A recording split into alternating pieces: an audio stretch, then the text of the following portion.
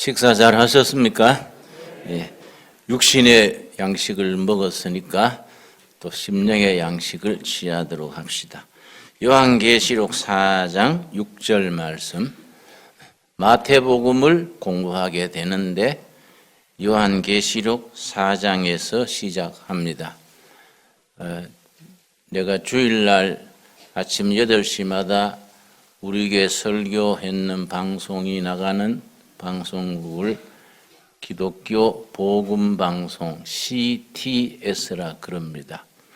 저는 우리 기독교 방송이 5군데, 6군데 아마 되는데 그 중에 한 곳만 기독교 복음방송 CTS만 나갑니다.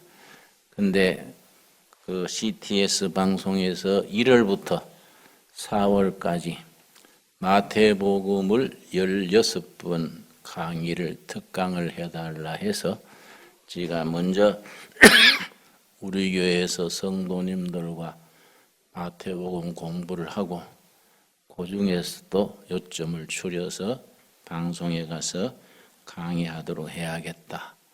그래서 지금부터 4월까지는 마태복음을 공부하게 됩니다. 차제의 신약의 첫째 책인 마태복음을 우리가 세밀히 깊이 있게 공부할 수 있는 기회가 되기 바랍니다. 요한계시록 4장 6절 말씀. 보좌 앞에, 천국 하나님의 보좌를 말합니다. 보좌 앞에 수정과 같은 유리 바다가 있고 보좌 가운데와 보좌 주위에 4 생물이 있는데 앞뒤에 눈들이 가득하더라.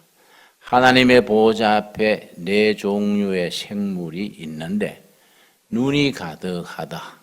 성경에서 눈이 가득하다는 표현은 모든 것을 살피시는 하나님을 상징적으로 설명할 때 눈이 가득하다고 말하고, 날개가 6개가 있더라는 표현은 못 가시는 곳이 없다. 어떤 곳에나 가실 수 있고 무엇이든지 다 보실 수 있다. 이걸 영적인 용어로 눈이 가득하다고 표현하고 날개가 6개로 날더라 그렇게 표현을 합니다. 자, 7절. 그 첫째 생물은 무슨 생물입니까? 사자. 첫째는 사자가 나옵니다. 둘째 생물은 뭡니까? 송아지. 셋째 생물은 사람, 얼굴이 사람 같고, 그 넷째 생물은 날아가는 뭐입니까?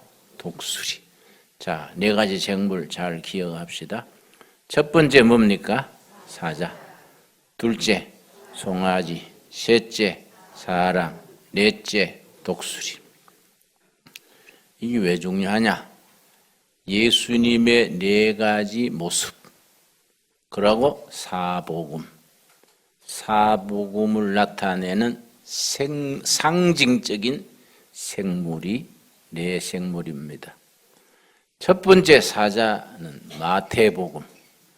마태복음을 사자복음이라고 그럽니다.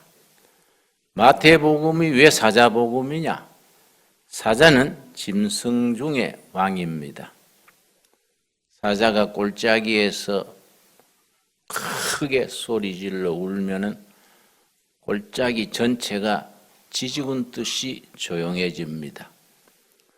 왕이신 복음, 마태복음을 짐승의 왕인 사자에 비유해서 사자복음, 마태복음.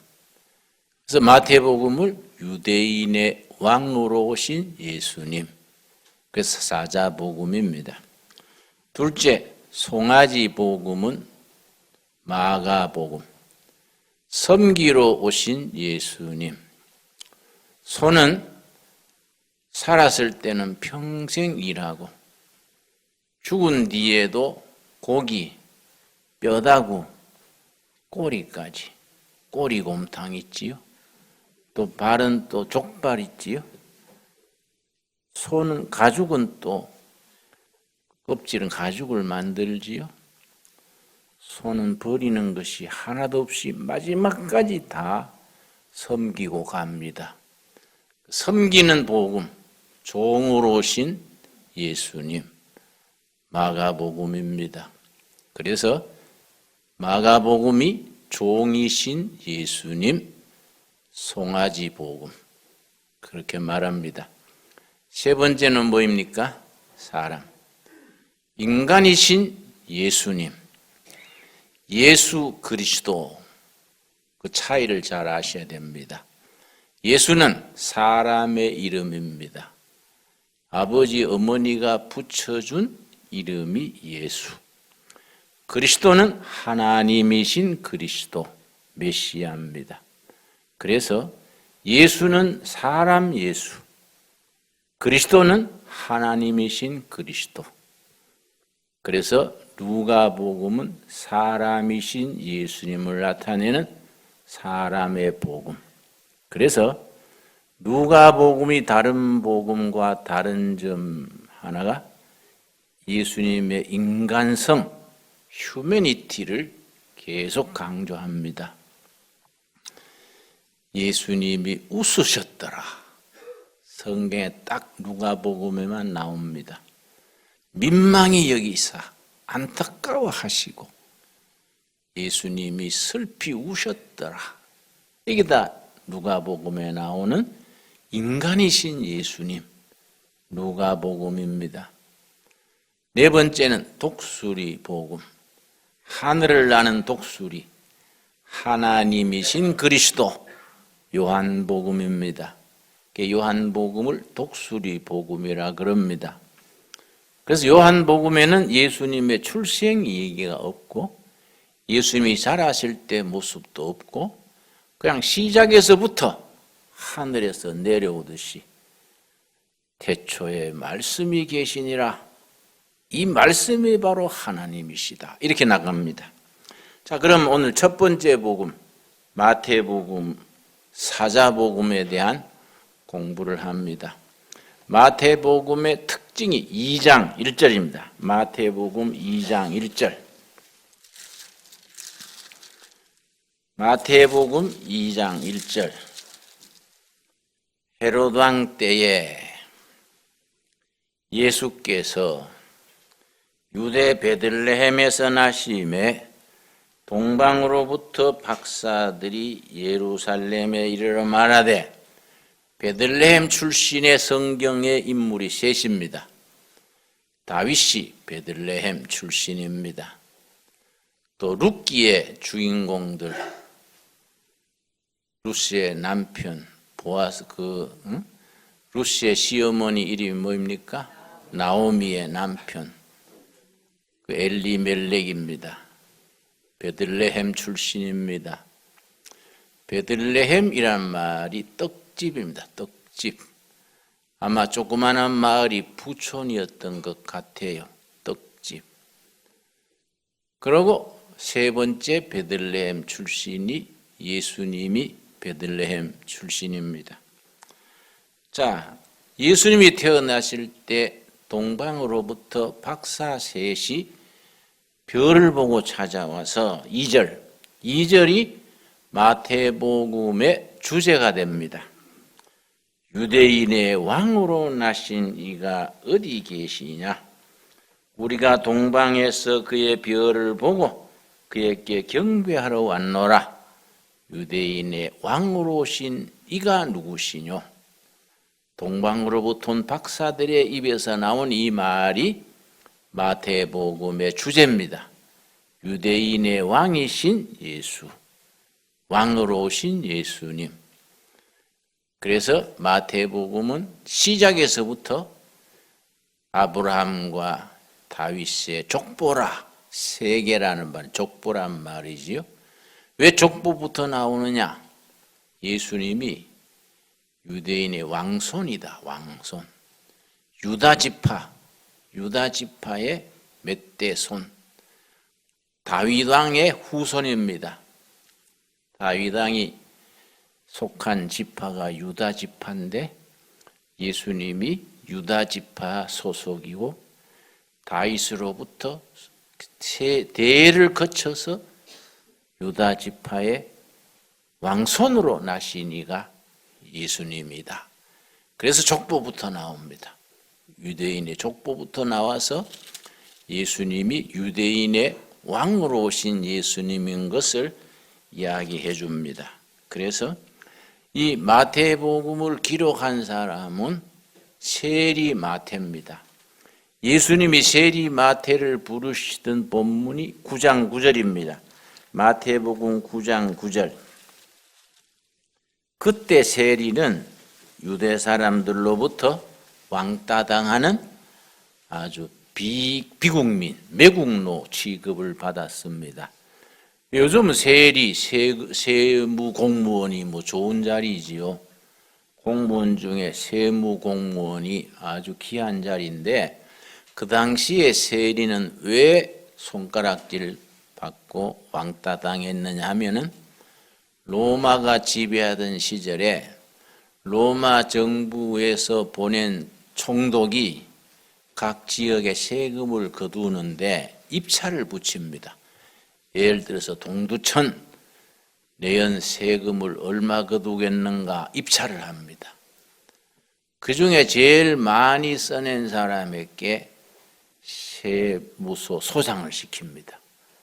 그러면 그 사람은 동두천 시인의 1년 세금을 로마 정부하고 약속한 만큼 걷어서 주고 나머지는 얼마를 걷었든지 자기 겁니다. 그래서 수단과 방법을 가리지 아니하고 세금을 많이 거두어서 약속된 분량은 로마 정부에 바치고 나머지는 자기 겁니다. 그러니까 지탄을 받지요. 수단과 방법을 안 가리고 세금을 걷어들이고 그게 치부가 되니까. 근데 그 세리하면은 매국노 취급을 받던 때에 예수님이 세관에 앉아 있는 마태를 제자로 불렀습니다. 9장 9절. 예수께서 그곳을 떠나 지나가시다가 마태라 하는 사람이 세관에 앉아 있는 것을 보시고 이르시되 나를 따르라 하시니 일어나 따르니라. 성경 12제자 부르실 때 이유가 없고 주저함이 없습니다. 일하고 있는 현장에서 따르라. 모든 걸 버려두고 가족과 작별 인사 없습니다. 그냥 따릅니다. 그게 특징입니다. 모든 것을 버려두고 따르니라. 그런데 세리 마태가 다 버리고 예수님을 따랐는데 한 가지 안 버린 게 있다. 그렇게 말합니다. 뭘 버리지 않았느냐. 세금쟁이 하려면 얼마나 꼼꼼해야 됩니까? 누구 집에 얼마 거뒀고 작년에 얼마 거뒀고 얼마 바치고 아주 촘촘해야 됩니다. 어디든지 재정 담당, 재무 담당은 차분하고 꼼꼼하지 않습니까? 재무 담당이 네 돈, 내 돈, 이주머니, 주주머니 그냥 왔다 갔다 하면 못하지요. 그래서 세리 마태는 다 버렸지만은 세리로 하면서 꼼꼼하게 챙기고 자료를 정리하고 하는 건 안 버렸다는 겁니다. 그래서 마태복음을 기록했다는 거지요. 3년 동안 예수님을 모시면서 촘촘히 적었다. 그걸 다 챙겨뒀다가 마태복음이라는 위대한 복음을 적을 수 있었다. 그렇게 이해를 합니다. 자, 본문으로 들어와서 마태복음이 왕의 복음이다. 유대인의 왕으로 오신 예수님이다. 그런데 마태복음을 쓴 목적이 있습니다. 마태복음을 왜 썼느냐? 아주 단순하고 확실합니다. 베들레헴 출신 유다 지파의 아들 예수가 유대인들이 수천 년, 수백 년 동안 기다리던 메시아 그리스도다. 메시아란 말은 히브리 말로 메시아고 그걸 헬라 말로 번역하면 그리스도입니다. 그 메시아란 말은 구약적인 표현, 그리스도란 말은 신약의 표현이지요. 나사렛 예수가 수천 년, 수백 년 동안 기다리고 기다리던 메시아다, 그리스도다. 이게 마태복음을 기록한 목적입니다. 거기 확실하게 유다 지파의 왕손으로 태어나서 기다리고 기다리던 메시아가 나사렛 예수시다. 그게 기록한 목적입니다. 그래서 마태복음에서 이게 왜 중요하냐? 왜 예수님의 족보부터 나오느냐? 신약 성경 4복음서 중에서 맨 처음 기록된 복음은 마가복음입니다. 마태복음은 한 20-30년 후에 기록됐습니다.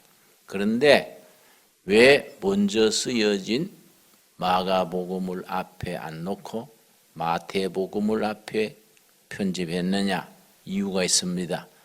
마태복음은 구약과 신약을 연결하는 징검다리입니다. 마태복음의 핵심이 구약의 예언자들이 예수께 와서 성취되었다. 구약의 많은 예언자들이 예언하신 예언이 예수 그리스도께서 이루어지셨다.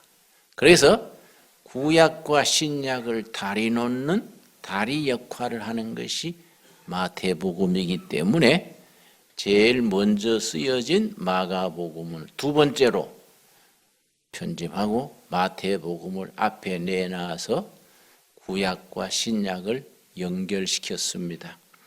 자, 1장 1절 우리 같이 읽겠습니다. 아브라함과 다윗의 자손 예수 그리스도의 계보라. 계보는 족보입니다.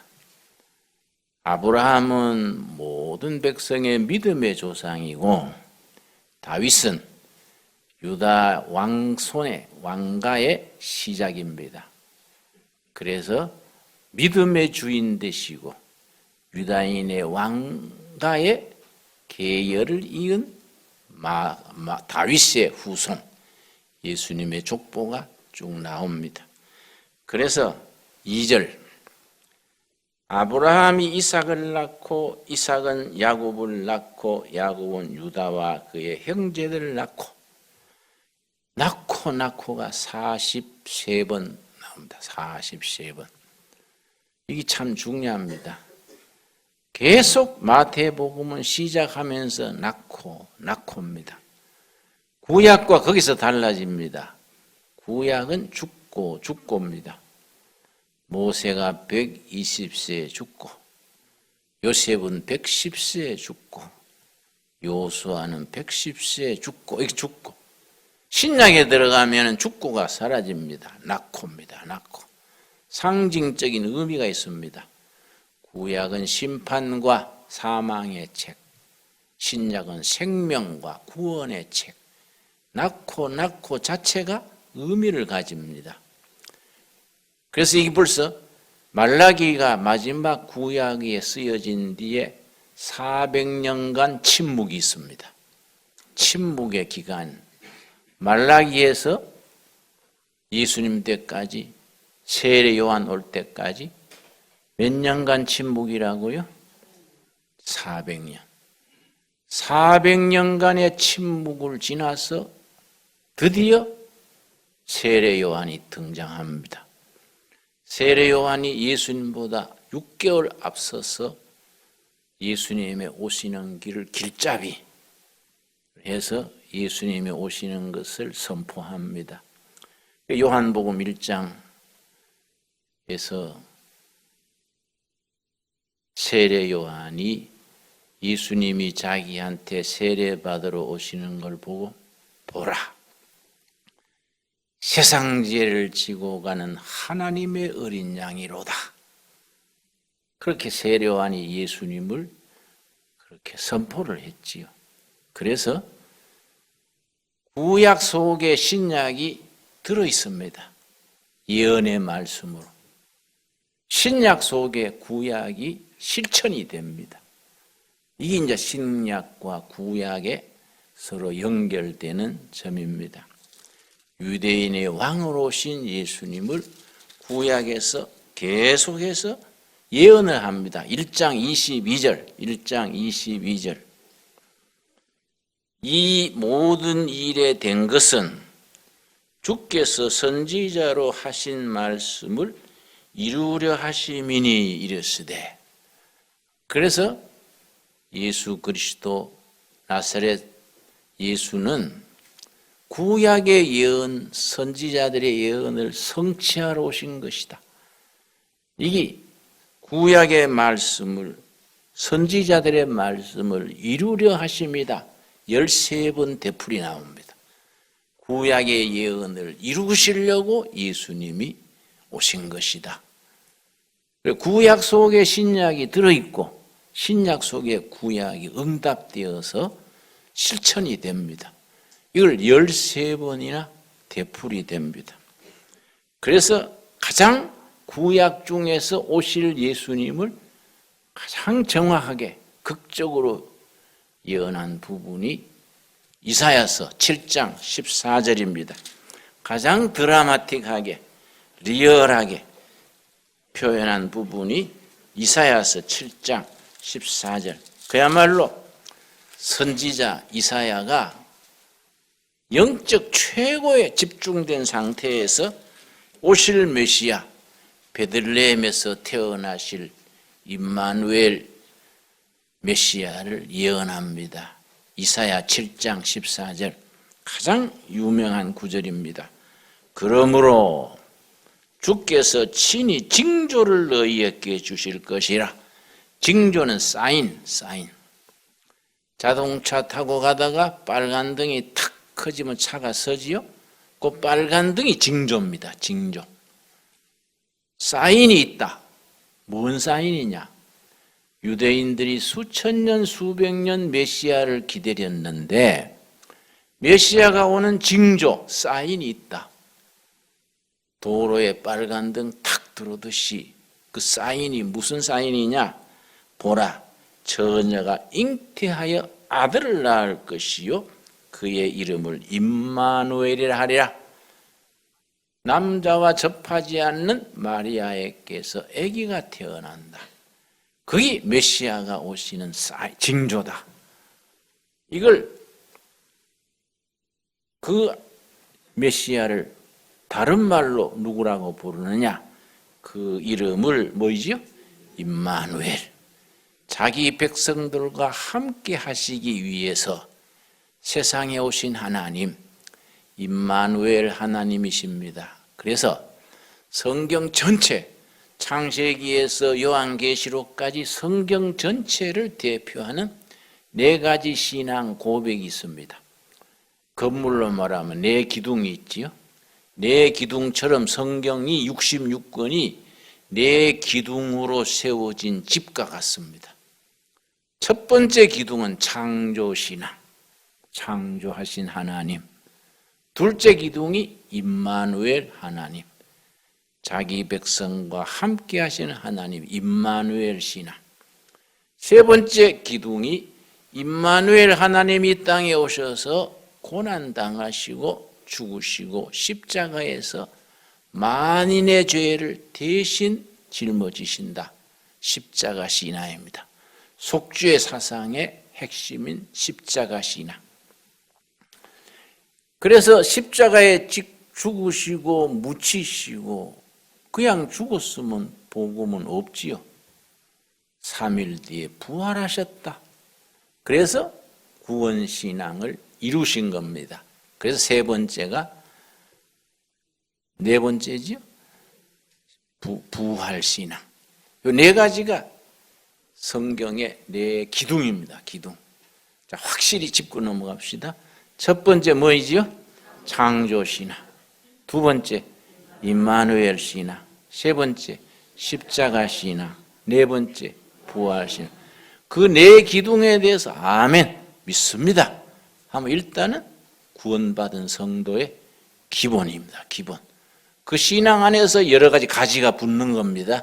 내 신앙 안에. 거기에 하나를 더 붙이자면은 성경의 마지막 구절, 요한계시록 22장 20절, 우리 마지막 구절입니다. 요한계시록. 거기에 하나를 더 붙이면 다섯 손가락처럼 다섯 번째 신앙 고백이 됩니다. 요한계시록 22장으로 이루어졌지요. 21절은 마지막 인사입니다. 인사니까 빼고 성경의 마지막 구절은 20절이, 요한계시록 22장 20절이 마지막 구절입니다. 마지막 구절이 뭐라고 했느냐? 20절. 이것들을 증언하신 이가 이르시되 내가 진실로 속히 오리라 하시거늘 아멘 주 예수여 오시옵소서. 내가 속히 오리라. 아멘. 어서 오십시오. 이걸 성경 원문으로 마라나타, 헬라어로 마라나타, 다시 오시는 주님을 기다리는 신앙, 마라나타 신앙이 다섯 번째 기둥처럼 됩니다. 마라나타, 오실 예수님을 기다리는 신앙. 그래서 성경의 구조가 창세기 1장 1절, 태초에 하나님이 천지를 창조하시니라, 창조에서 시작해서 성경 마지막 구절 22장 20절이 아멘 주 예수여 어서 오시옵소서, 재림의 신앙으로 끝납니다. 이게 이제 성경의 시작과 끝, 그 속에 이제 복음의 내용이 구원사가 전개됩니다. 그걸 이제 구속사적 역사, 구원사의 역사입니다. 독일어로 구원사를 하일게시어테, 창조에서 재림 사이에 하나님이 인류와 온 우주를 구원하시는 구원의 역사가 전개된다. 그걸 구속사적 성경 이해를 하는데, 그 구속사에 세 그루의 나무가 있습니다. 세 그루 나무. 창세기 2장에 에덴 동산에 생명나무가 있습니다. 에덴 동산의 생명나무. 요한계시록 22장 마지막 장에 가서 다시 사라졌던 생명나무가 요한계시록 22장에 다시 등장합니다. 창세기 2장에서 나왔던 생명나무, 그동안 사라집니다. 요한계시록 마지막 장 22장에서 생명나무가 다시 등장합니다. 그러면 창세기 2장의 생명나무와 요한계시록 22장의 생명나무 사이에 나무가 한 그루 더 있습니다. 성경은 세 그루 나무 이야기다, 그렇게 말합니다. 중간에 나무가 무슨 나무겠습니까? 십자가 나무. 예수님이 거기에 달리셔서 우리들의 구원을 성취하신 십자가 나무가 가운데 있습니다. 그 십자가 나무를 통과하지 못하는 사람은 심판으로 떨어지고, 십자가 나무 아래 엎드려서 믿음으로 구원 역사를 가진 사람은 심판에서 통과돼서 천국의 보좌를, 안식을 누리게 됩니다. 이게 이제 성경 전체에 가지는 그림이지요. 그래서 우리 이사야서 7장 14절 우리 한번 같이 읽겠습니다. 그러므로 주께서 친히 징조로 너희에게 주실 것이라. 보라, 처녀가 잉태하여 아들을 낳을 것이요 그 이름을 임마누엘이라 하리라. 이걸 예수님 나시기 700여년 전에 이사야가 선포했습니다. 사람들은 그 이사야 선지의 선포를 잊어버리고 살았습니다. 그런데 딱 이 마태복음 1장에서 이걸 다시 선포하는 겁니다. 1장, 마태복음 1장. 그래서 선지자들의 예언을 이루려 하심이니라. 이게 13번이나 되풀이 나옵니다. 자, 마태복음 1장 22절, 1장 22절. 이 모든 일이 된 것은 주께서 선지자로 하신 말씀을 이루려 하심이니 이르시되 700년 전 선지자 누굽니까? 이사야. 이사야의 예언을 성취시키려고 고담 메시아가 오셨는데 23절 보라 처녀가 잉태하여 아들을 낳을 것이요 그 이름은 뭡니까? 임마누엘이라 하리라. 바로 이사야서 7장 14절을 인용하면서 그 옛 선지자의 예언이 예수에게서 응답되어진 것이다. 그러고 23절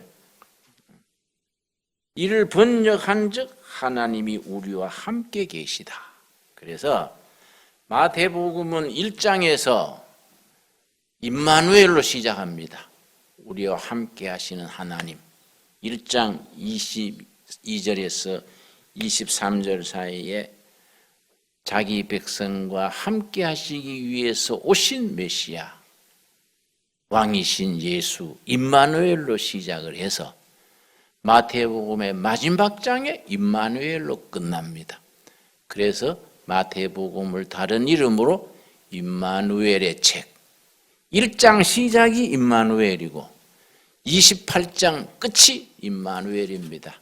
마태복음 28장 22절입니다. 마태복음 28장까지 있는 거 확실히 기억하셨지요? 마태복음 29장이랑 골치 아픕니다. 28장 20절 말씀 임마누엘로 시작해서 임마누엘로 끝이 납니다. 20절 내가 너희에게 분부한 모든 것을 가르쳐 지키게 하라.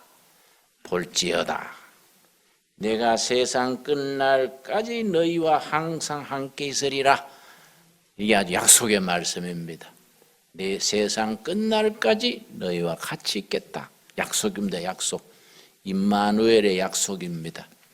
그래서 마태복음은 1장에 임마누엘로 시작해서 28장에 임마누엘로 끝이 나기 때문에 임마누엘 복음 그렇게 얘기를 합니다. 마태복음이 특별히 중요한 것은 교훈, 예수님의 교훈을 많이 실었습니다. 특별히 다른 복음서에 없는 5장, 6장, 7장 무슨 책입니까?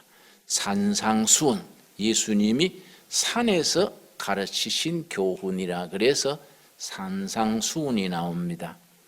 아주 모든 종교의 가르침 중에 으뜸이라 그럽니다. 그래서 인도의 마하트마 간디가 자기는 힌두교 신자면서 마태복음 5장, 6장, 7장을 뭐라고 표현했느냐? 모든 경전 중에 경전이고 천국의 헌법이다. 간디가 그렇게 표현했습니다. 천국의 헌법이다. 그래서 마하트마 간디가 그렇게 힌두교 신자면서 산상수훈을 그렇게 극찬을 하니까 인도에서 복음 전하는 미국 선교사가 간디 어른한테 한번 물었습니다. 간디 선생께서는 힌두교도시면서 예수의 산상수훈 교훈을 그렇게 높이 평가하시는데 인도 민중들이 복음을 깨닫고 인도가 복음화 되려면 어떻게 하면 좋겠습니까? 선생님의 고견을 듣고 싶습니다. 점잖하게 물었는데 간디가 뭐라고 대답했느냐? 예, 길이 있습니다. 당신네 선교사들이 상상수훈대로 살면 인도는 복음화될 것입니다. 인도 민중은 예수를 따르게 될 것입니다.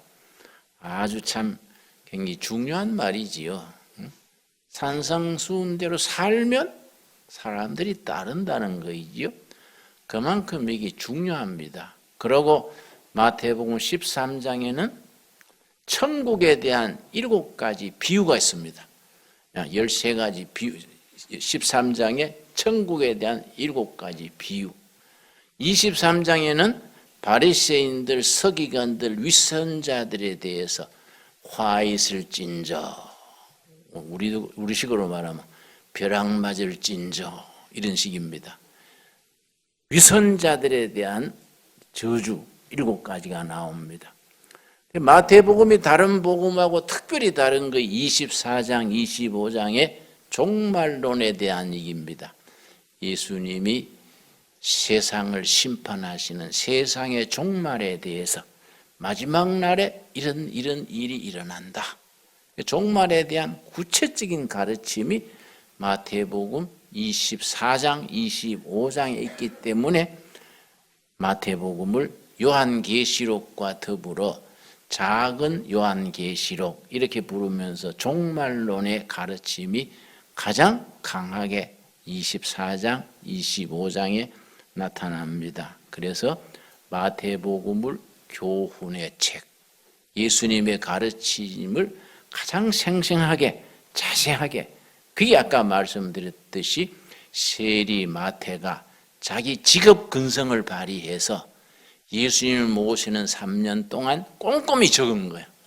예수님의 가르침을 꼼꼼히 적었기 때문에 그래서 마태복음의 교훈이 생생하게 남으셨다. 그래서 하나님은 우리가 하나님을 모를 때도 경험했는 것을 하나님이 쓰시는 겁니다.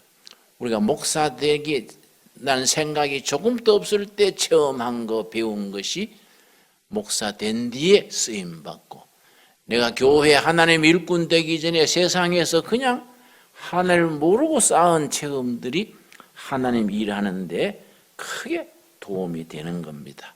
하나님은 사람을 쓰시기를 여러 각도에서 사용하시지요. 그런데 마태복음에서 다른 복음서에 없는 용어가 나옵니다. 교회. 교회란 말이 마태복음에 아주 두드러지게 나옵니다. 마태복음 16장 18절 말씀, 16장 18절 말씀. 굉장히 중요한 말씀이죠. 마태복음 16장 15절부터 읽겠습니다. 교회라는 말 자체가 다른 복음에 나타나지 않는데 마태의 관심은 교회입니다. 교회. 유대인의 복음이면서 교회의 복음이고 임마누엘 복음이 마태복음인데, 자 16장 15절 이르시되 너희는 나를 누구라 하느냐? 나사렛 예수를 누구로 믿고 고백하느냐? 이게 그 사람의 운명이고 그 사람의 그 참 진가가 거기 나오는 거지요. 우리가 무슨 직책이 중요한 게 아닙니다. 거듭나는 영적으로는 영 바르지 못하면서도 목사 역할을 하는 사람이 있고, 뭐 이름 없는 교인이라도 마음에 뜨거운 성령의 불이 있는 교인이 있습니다. 중요한 것은 마태복음 16장에서 세리 마태가 그것을 확실하게 지적해 줍니다. 거기에 대한 핵심이 너희는 나를 누구라 하느냐?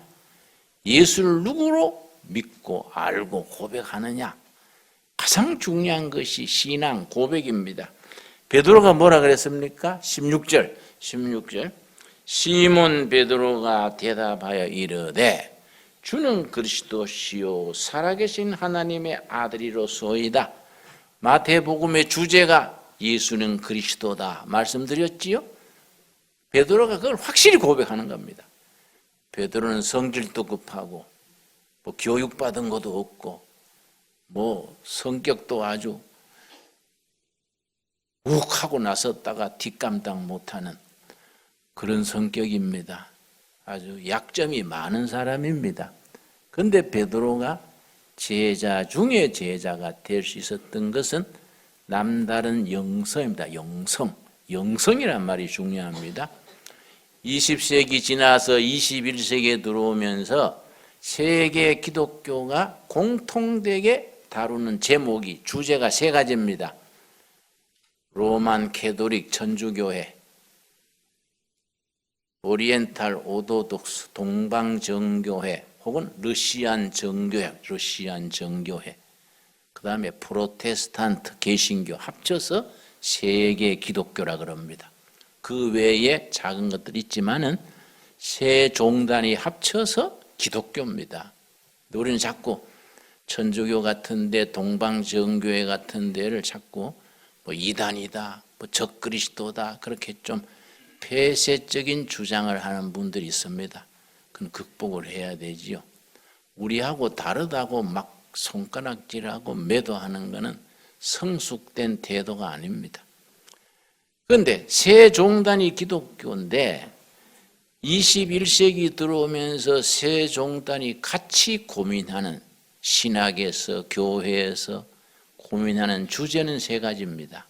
첫째가 이게 영성입니다. 영성, 스피리추얼리티. 이 과학 시대에 어떻게 인간을 구원할 수 있는 영성, 영성이 어떤 영성이냐? 첫째입니다. 둘째, 하도 세상에서 지구인들이 병들고 우울증, 자살, 뭐 신경쇠약, 불면증, 성인병, 그 얼마나 만연합니까? 이게 두 번째는 치유, 힐링입니다. 힐링.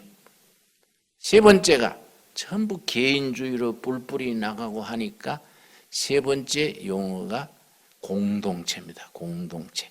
좀 공동체가 깨져가지고 뿔뿔이 흩어져서 모래알처럼 살아가니까 기독교의 세 가지 고민이고 주제고 신학적인 질문이 세 가지. 첫째가 영성, 둘째가 뭡니까? 치유, 힐링. 세 번째, 공동체, 커뮤니티. 이 세 가지를 연결하면 세계인들의 고민이 나옵니다. 치유하는 영성 공동체. 여기 세계 기독교의 주제입니다. 치유하는 영성 공동체. 힐링 스피리추얼 커뮤니티. 이 주제입니다. 이걸 유대인의 왕으로 오신 예수님이 거기에 대한 해답을 주신다. 이게 마태복음의 세리 마태가 기록한 주제가 됩니다. 베드로가 주는 그리스도시요 살아계신 하나님의 아들이로소이다 했더니 예수님이 아주 흡족해 하시면서 17절 말씀, 예수께서 대답하여 이르시되 바요나 시모나 너가 복이 있도다. 이를 너게 알게 한 이는 혈육이 아니요 하늘에 계신 아버지시니라. 네가 네 머리로 그렇게 말하는 수준이 아니다. 성령님이 너한테 복 주셔서 그런 정확한 신앙 고백을 하는 거이다. 그리고 18절 또 내가 너게 이르노니 너는 베드로라. 내가 이 반석 위에 그다음 뭡니까? 내 교회를 세우리니 음부의 권세가 이기지 못하리라. 교회란 말이 나옵니다. 교회. 교회란 말이 이 마태복음 세리 마태에 의해서 교회란 말이 등장해서 마태가 가졌던 관심이 교회입니다. 교회. 네 신앙 고백 위에 내 교회를 세우겠다. 그래서 이 구절에 대해서 18절에 대해서 캐톨릭 교회와 개신교회가 해석이 달라집니다. 캐톨릭 교회 교황권 베드로를 첫 번째 교황으로 인정하고 몇 대 지금도 교황이 세계교회 수장이지요. 베드로의 후예들이다. 베드로 위에 교황권이 서고 교황권 위에 캐톨릭 교회가 서 있습니다. 근데 개신교회는 그건 좀 이상하다. 500년 전에 우리 선배들이 개신교 신앙을 프로테스탄트 철치를 세울 때에 그건 무리가 있다. 베드로에게 교회를 세운다는 게 뭐냐? 그 베드로가 이 신앙 고백했지만 나중에 예수님이 죽으실 때 여종 앞에서 예수님을 저주하며 부인까지 했잖냐? 사람 베드로가 아니다. 이 말의 핵심은 16절에 베드로의 신앙 고백이다. 베드로의 신앙 고백에 교회가 서 있는 것이지 사람 베드로에게 서 있는 게 아니다. 그래, 캐톨릭 교회는 사람 베드로를 강조합니다. 교황 무오설 뭐 이런 거 나오지요. 근데 개신교는 아니다. 베드로의 신앙 고백이 교회가 서 있는 기초다. 그럼 베드로의 무슨 고백이냐? 16절 우리 다시 한번 읽겠습니다. 마태복음 16장 16절. 시몬 베드로가 대답하여 이르되 주는 그리스도시요 살아계신 하나님의 아들이시니이다. 이게 이제 개신교에서 말하는 교회 기초라는 거예요. 가톨릭에서는 베드로 개인한테 강조하다 보니까 19절이 나옵니다. 19절.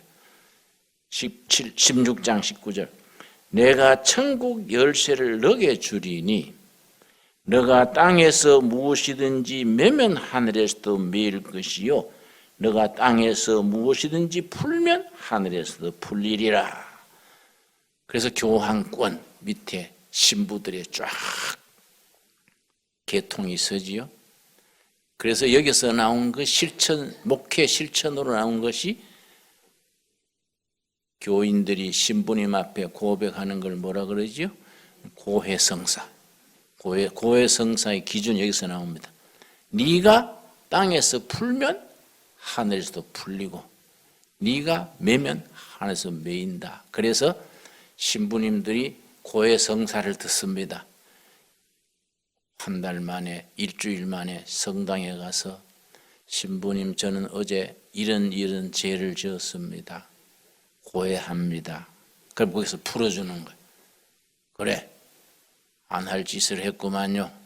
3일 금식 하세요. 그러면 3일 금식하면 풀리는 거예요. 6개월 성찬 예식 금지합니다. 그럼 그대로 하면 풀리는 거예요. 네가 땅에서 풀면 하늘에서 풀리고 땅에서 매면 하늘에서 매인다. 교황을 정점으로 하는 성직자 제도. 신부들이 아주 그렇게 고해성사를 하지요. 그런데 이제 우리 개신교는 500년 전에 시작할 때부터 그거는 인간적이다. 신부도 사람인데 사람이 사람한테 고해가지고 되겠냐? 우리 죄를 들으시고 하늘 보호자에 중개해줄 풀어주실 분은 유일하신 분 한 분이다. 누구를 말하겠습니까? 예수님이시다. 그래서 신부님한테 목사님한테 죄를 고해하지 않고 직고하는 겁니다. 직고. 예수님의 이름으로 직접 고하면. 그게 이제 요한 1서 2장 1절, 요한 1서 2장 1절. 다 성경적인 배경이 있고 기본이 있습니다. 어떤 쪽을 강조하느냐에 따라서 달라지지요. 요한 1서 2장 1절, 요한 1서 2장 1절. 나의 자녀들아 내가 이것을 너희에게 쓰면 388페이지 찾았습니까? 성경 안 읽던 사람들은 찾기가 어려워요. 요한 1서 가는데 뭐 창세기부터 내려오면 뭐 오늘 저녁 때 나가야 도달하지요. 388페이지 2장 1절. 나의 자녀들아 내가 이것을 너희에게 쓰면 너희로 죄를 범하지 않게 하려 함이라. 죄를 안 져야 되겠는데 사람이 연약해서 또 죄를 짓는다요. 그 다음 죄를 지으면 어떡하냐? 신부님한테 고해성사하냐? 어떻게 하냐 이거지. 만일 누가 죄를 범하여도 아버지 앞에서 우리에게 대언자, 변호사입니다. 변호사. 우리 죄를 변호해주는 대언자가 있으니 곧 의로우신 누구지요? 예수 그리스도라. 그래서 우리가 가톨릭에서는 신부님 앞에 고해성사해서 금식 3일, 며칠 딱 그럼 그대로 하면 풀리는데 개신교에서는 아니다. 신부도 사람인데 되겠냐? 진정한 대변인은 한 분이시다. 예수 그리스도가 우리의 대언자, 대변자시다. 그래서 예수님의 이름으로 우리 죄를 성부 하나님 앞에 고하는 겁니다. 고백을 하면 어떻게 하시느냐? 그리고 고백하면 어떻게 되느냐? 1장 9절 말씀. 1장 9절에 예수님의 이름으로 우리 죄를 고백하면 거기에 확증이 나옵니다. 만일 우리가 우리 죄를 뭐하면 누구 이름으로? 예수 이름으로. 신부님 앞에가 아니고 예수 이름으로 자백하면 그는 미쁘시고, 미쁘다는 말은 신용이 100%다 이게. 의로우사, 경우가 분명하다. 이랬다 저랬다 안 한다. 의로우사, 우리 죄를 사하시며 우리를 모든 불의에서 깨끗하게 하실 것이라. 아멘 하십니까? 우리 죄를 목사한테 가서 얘기할 거 없어요. 예수님의 이름으로 자기가 그대로 자백하면 미쁘시고 의로우신 주님께서 우리 죄를 없는 걸로 한다. 속죄의 일은, 속죄의 일은. 그 예수님의 속죄하시는, 속죄 제물로 피값을 다 치러놨으니까 우리 죄를 예수님 이름으로 자백하면, 그래, 내가 네 그럴 줄 알고 십자가에 죽고 피값을 다 치러놨다. 그렇게 고백하니 기특하다. 내가 불의한 것을, 죄를 기억도 안 할 테니까 너도 잊어버려. 이게 우리 신앙의 핵심입니다. 이해가 갔습니까? 예. 우리 자 마태복음 왕이신 복음 마태복음의 첫 시간 공부인데, 이번 주간부터 여러분 시간 나시면은 마태복음 1장부터 2장, 3장까지 열심히 읽어오시기를 바랍니다. 왕이신 예수님 참 얼마나 소중합니까? 우리 요새 대한민국이 정치나 경제가 흔들리고 있지요. 걱정들이 많습니다. 내가 지난주에 미국 가서 어떤 글을 읽었는데, 영국에 해마다 12월이 되면은 다음 해에 세계가 일어날 큰 사건들을 예언하는 예언 은사를 가진 분이 있어요. 영국 분인데요. 그걸 예언 은사입니다. 고린도전서 12장에 은사가 있지요. 9가지 은사가 나옵니다. 방언 은사, 병 고치는 은사, 믿음의 은사, 예언의 은사. 영국에 예언 은사 가진 분이 있는데 2019년에 일어날 일하고 이제 그걸 쫙 얘기했더라고요. 맨 첫 번째가 북한 얘기예요. 노스 코리아, 정은 킴. 결국은 우여곡절을 지나서 2019년 전반부에 미국이 하자는 대로 그렇게 핵 폐기할 것이다. 후반부에 가서 북한에서 민중봉기가 일어나서 정은 킴은 중국으로 도망갈 것이다. 이게 예언이요, 예언. 우리는 그건 성경 말씀이 아니니까 그대로 믿을 것도 없고 안 믿을 것도 없고 또 참고가 되지요. 그대로 됐으면 좋겠어요. 그렇지요? 중국으로 가든지 러시아로 가든지 지옥으로 가든지 어디 갔으면 좋겠어요. 북한에만 안 있으면 좋겠어요. 그래 우리나라가 통일이 돼가지고 좋은 나라가 돼야지 맨날 김정일이 밑에 응? 그렇게 우리나라에 지금 이번 주에 온다고 환영 대회 한다고 나 골치 아프네 응?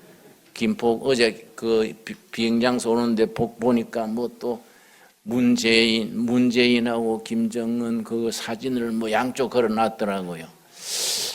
문씨 김씨가 일내건네 뭘 갖다 붙이고 살짝 왔다 가지 뭘 요란을 떠냐. 응?